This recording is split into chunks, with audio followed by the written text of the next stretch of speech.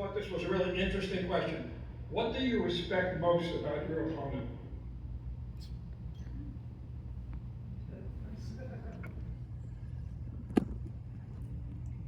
Jeff, you're awesome. You need to hear that. Despite anything I say about you for criticism, I understand criticism sucks. But you need to hear from me. You know, I didn't get to have the kind of career that you did. Your career is amazing.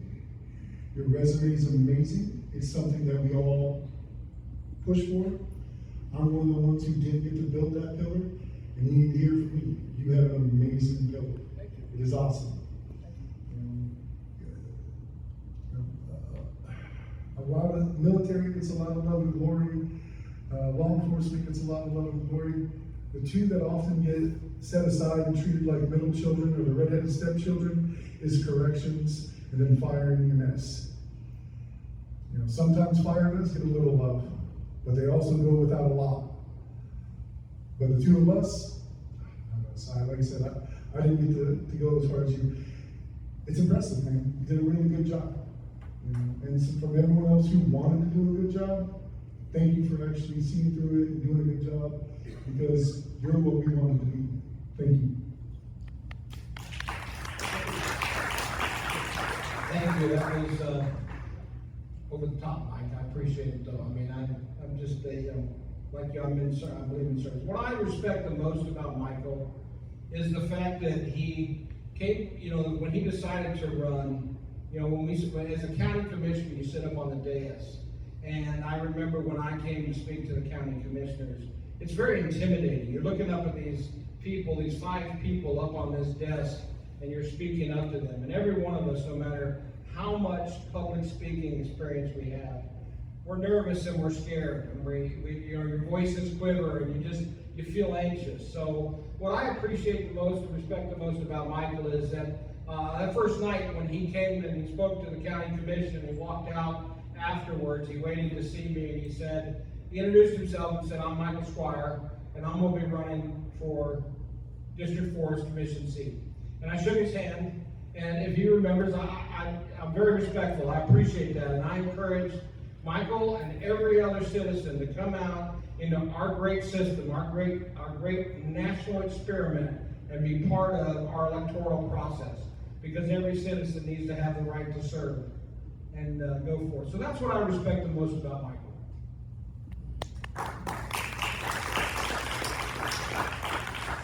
That was a great question. That was a great question and some great answers. Guess I'll just stand still. Okay. All right. We'd like to have your thoughts on, I'm trying to short phrase this instead of reading the whole part. There's a problem with balance between growth and growth. Over the top growth and proper growth. I'd like both of you to express your feelings about growth in this county. I know that's a broad, wide open question, but on the Thank you. One of the questions that does get asked a lot is, are you anti-growth? Are you for growth? What kind of growth are you for? I'm not against growth. I love growth. You know, when you look back to the Middle Ages, the name Squire, yeah, it was the shield bearer. But then going on into the Renaissance, they started getting into more civic duties, more city building, helping pave roads and other things. So I've always had that kind of interest for things. Now, when it comes to Sumter County, we're talking about unregulated growth. We were a very small place. We didn't come in and set up a whole bunch of laws. We didn't set up all kinds of contingencies. And that's what made it really ideal for growth. But growth has to be micromanaged. It has to be mitigated. Because without it, if there's one little mistake, that mistake can get repeated 1,000 times very quickly. So you need to be on top of it. Coming down to a more specific example, talk about the AI data centers. I'm against the AI data centers right now because, like Jeff said, we don't have the information. We don't have months and years of stats to see how much water are you pulling, what are you doing with electricity, how many jobs are you actually giving us. We still need that data. There's still more information. But my point is that we need to make it strict until we're ready to commit to something so permanent. And that's the way I feel about growth. When we're ready to move, it needs to come with planning, because proper planning prevents poor performance. And that's how I view growth.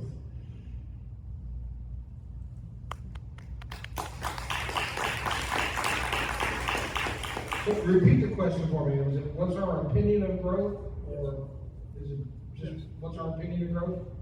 So, before I stepped into this role as a county commissioner, I was, and I continue to be, a strong supporter of landowner rights. I believe if you own a piece of property, whatever that property is, you have rights. I shouldn't be able to tell you who you can or cannot sell your home to, or who you can or cannot lease your apartment to. So I have a strong background in landowner rights. That comes from my upbringing, growing up on a farm with property. So a lot of what occurs in growth in Sumter County, I'll start by saying we're blessed in one way, in that we have a company, the Villages, that came to this county 35 years ago. The grandfather did, Mr. Morris, and he started up on the very north of Spanish Springs with Manufactured Home Community. And he had a vision, and he grew that vision. There are a lot of communities in the country that are not the Villages. So we have a lot of blessings to count for with the development that's occurred here. During the COVID years, we were one of the few places whose economy did not suffer because of the growth that we had in the retirement community. Now, we have begun to grow that community beyond just a retirement community in the Middleton area, and we're seeing some younger generations move into Sumter County.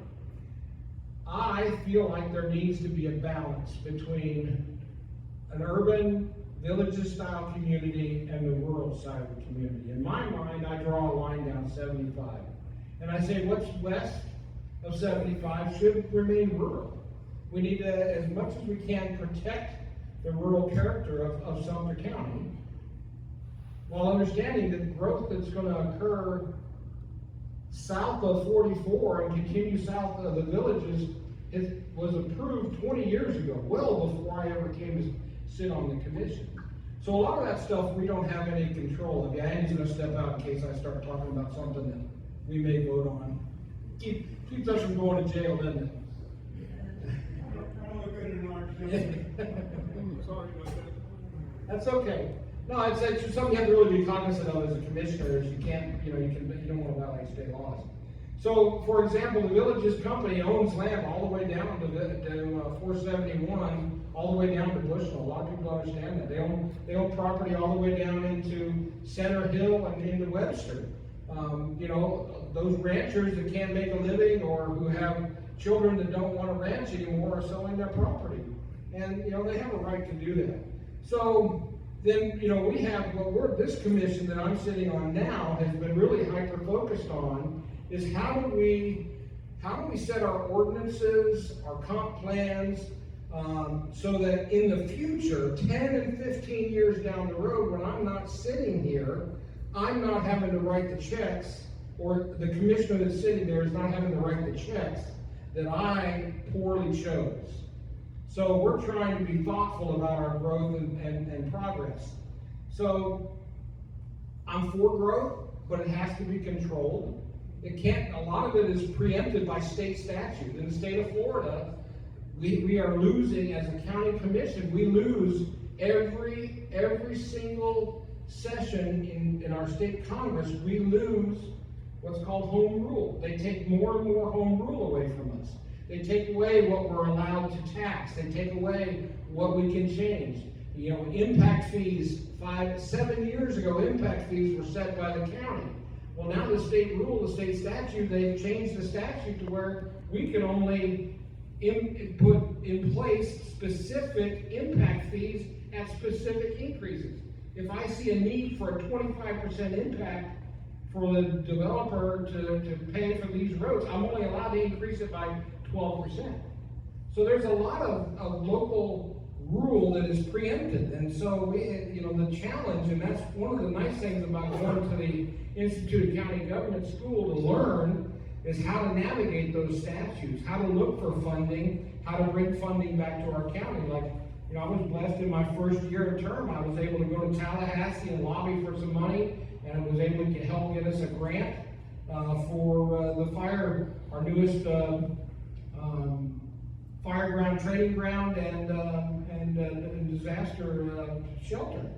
So, there's a lot of things that as a county commissioner you do that are not on Facebook and are not on the public, but they are focused on how do you mitigate the growth, how do you manage the growth. I would disagree with Michael or anybody, not just Michael, that says we have uncontrolled growth. We have controlled growth. A lot of it is preempted by the state, and we can't, there's a lot of things that we can't do. My first 2 years on the commission was like drinking from a fire hose, trying to learn what I could and couldn't navigate. So I'm not against growth, but we need to manage it correctly, and I think that we're in the process of doing that. Nothing happens quick in county government, guys. The great Ronald Reagan said it best, I'm here to help from the government.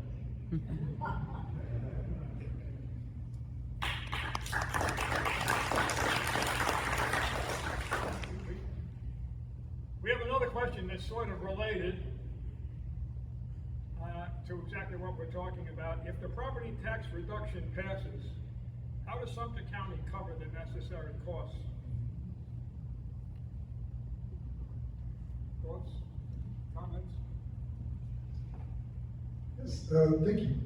Okay, what's nice about that one is it makes a decision for me and Jeff so that we don't have to sit here and play devil's advocate, because the question says that we're going to try to recover the services. Why does that matter? Because the decision is this: if that money gets cut, we have two things: raise taxes somewhere else or decide how to cut the services. If we all agree to keep the services, based on the question, where do we raise taxes somewhere else? That's where you have to cut the fat. That's where when Bradley Arnold goes around on his little budget tour, he goes to rooms like this and he begs people, here's the budget. Tell me what you think. Use your careers, use your perspectives. What do you know that we don't know? Is there something simple that's going over our head that maybe you can point out to us? That's how serious we take it. We put our budget on display for everyone to criticize. In my opinion, we have a lot of bundling that we don't push forward to. We dig multiple times on the same road a lot. I think we do need to bundle. I think we are going to save money. And over time, that money is going to add up and it's going to pay for other programs. There are certain things I'd like to see cut because they seem less necessary, but you're talking a long list of a bunch of tiny things. Spending over $250,000 to move a used slide from one neighborhood to another neighborhood is one of the things that I would cut or postpone until we make sure that we have our services stabilized, and then we can try to grow from there and bring some other things back. But without cutting costs and without, like you said, raising prices somewhere else, we're going to have to give up services, and we don't want to do that. So we have to figure out what are we allowed, like the impact fee, you can only raise it so much at a time. Sales tax, you can only raise it so much at a time. So by keeping a diverse playbook of revenue coming in and not constantly stacking everything like we did with ad valorem, putting everything on our property taxes, helps make it easier.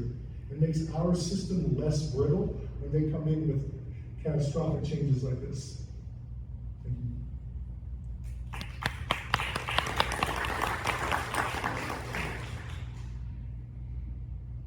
This is not a 30-minute, a 5-minute, or a 4-hour question, guys. This is much, much more complex than even I thought it was. I'm at the core. I'm not running as a Republican, I am a Republican. I am a conservative. I want to cut taxes. I don't want to pay taxes. I want small government. This move is going to be a challenge. I can't answer that question. How is it going to impact us? In July, I would encourage each and every one of you to come to our July workshop. We're going to begin to start looking at ways that we can manage on significantly less dollars. In Sumter County, we have 5 cities. Those 5 cities, we are one of the few counties in the state that have what are called consolidated services. So we as a county have partnered with all of the cities. We don't have duplication of services. And what I mean by that is, if you want to go to the Planning and Zoning Commission, each of the 5 cities doesn't have their own Planning and Zoning Commission. They contract with the county. So we have a Planning and Zoning Department, and we go to that city, and we administer that city's planning and zoning to the specifications that they've asked us to contract. So we don't have duplication of services. So we've consolidated services. We run an extremely lean county. I think that Diane was going to be able to talk about it, but Blaise Golia, the CFO for the county, for the state, has gone around and looked at every county. And yes, is there opportunity to cut dollars out of the budget? Everywhere there's always opportunity. It's what do you want cut out? And I don't want to have a fear-mongering conversation, because that's not where this needs to go. This needs to go down the path of, if we're going to cut the budget, if it's approved, and this has to be voted into service in November, preliminarily, and I am not the end-all be-all. So this number is a Jeff number that I've just punched around a little bit. I think we're going to lose about $25 million a year out of the budget. If that happens, that's basically, we're going to have to cut services. So we have to decide what's important. Do we cut the library? Do we cut veteran services? Do we cut, what do we cut out? Something has to be eliminated, because we don't have a tremendous amount of fat in our budget. We run a very lean county. So it's not an easy answer. You could argue, somebody could argue that this is a politician's answer. The answer is, I don't really know what it looks like yet. We haven't been able to dive deep enough into it. But historically, if you look at voters, when we put something like this on a ballot, most of us are going to vote for it because we want to cut money. We want to save dollars. There's something else that's going to be on this amendment that people don't talk about. Is included in this amendment, the state is actually telling us the 8 or 9 things we're allowed to spend county tax dollars on. So it no longer gives us the authority to flex around. They're saying these 8 things are what you can spend those tax dollars on. So, again, this is more home rule. They're taking away from us, and the state is mandating how we spend those dollars. So I don't really have a good answer on how it's going to impact us. We don't know yet. We haven't done the work. I've got to come together with my fellow commissioners. We got to dig through it. We got to look at the numbers. We got to chew on the fat. I would encourage every one of you to come to our July and August, our work sessions, and get involved with us. And by all means, if you have a better idea than we do, let's hear it. This is gonna take all of us to figure this out. I'm equally concerned that on the ballot it's going to be the 4th and 5th cent fuel tax. That's a renewal of a tax that's already there, and those dollars are dedicated by Florida statute to do for road repairs in the county. If we lose that 1 cent, 4th cent, and 5th cent fuel tax of 1 cent on each one of those, that's a significant impact to being able to keep our roads nice. I mean, yeah, we cut services. You got to pay for it somehow. So I don't have a good answer for you guys, not yet. Hopefully in July or August we'll get a better idea. We're going to make some assumptions. We're going to crunch some numbers. We're going to throw a bunch of different scenarios out there and see what it looks like. We don't really know. We don't know if we're going to have to cut fire department personnel. We don't know if sheriff's office is going to have to reduce services. Our primary goal as a government is public safety. That's fire, EMS, and sheriff's office. So that's, one of our fiduciary responsibilities. So it was a good question, but requires a deeper study. It does.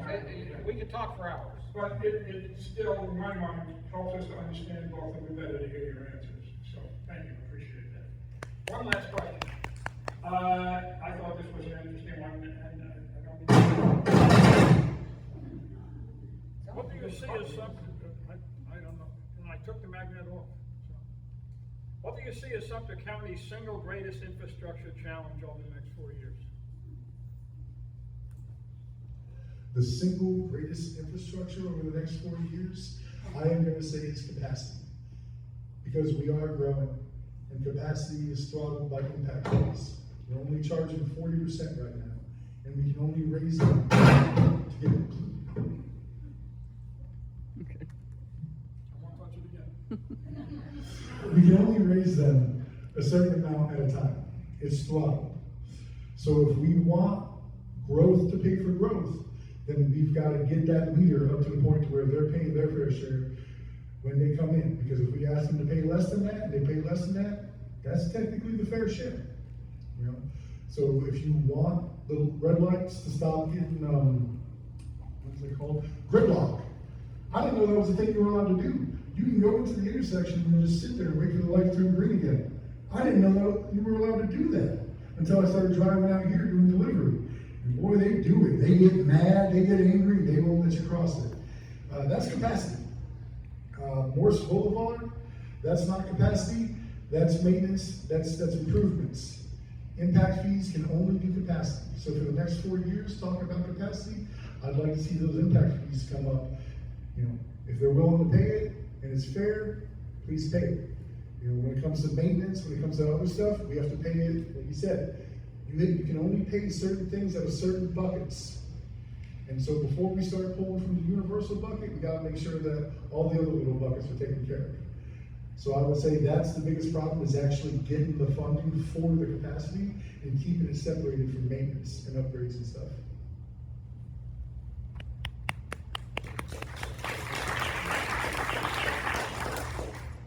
Without a question, the next 4 years, the biggest challenge is going to be our budget, taxing and budgeting. That's going to drive a lot of this.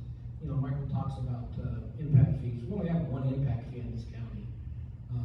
That's a standard impact fee, and that's a road impact fee. Homes in the villages pay about I think the village pays about $940 some per home. In the unincorporated area, it's $2,600. That's a Florida statute that says that age-restricted properties pay less in impact fees. We also have Senate Bill 180 out there that's sitting out there that doesn't expire until 2027. That governs how we can change some of our ordinances. We're not allowed to make things more restrictive. That's again goes back to that home rule where the state Senate and the state Congress has taken away the authority of local government to be able to best manage. But by and far, the biggest challenge is going to be our budget. Regardless of what happens with the homestead exemption, whether it gets approved or denied, budget will be our biggest challenge. Figuring out how to navigate that with our MSBUs and our MSTUs, our taxing and business units. And one last plug, I got free t-shirts back there. You got to take them so I don't drag them home, please.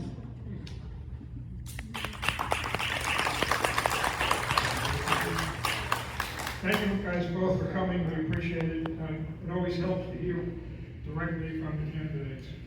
Thank you. Diane, will you come up and give us a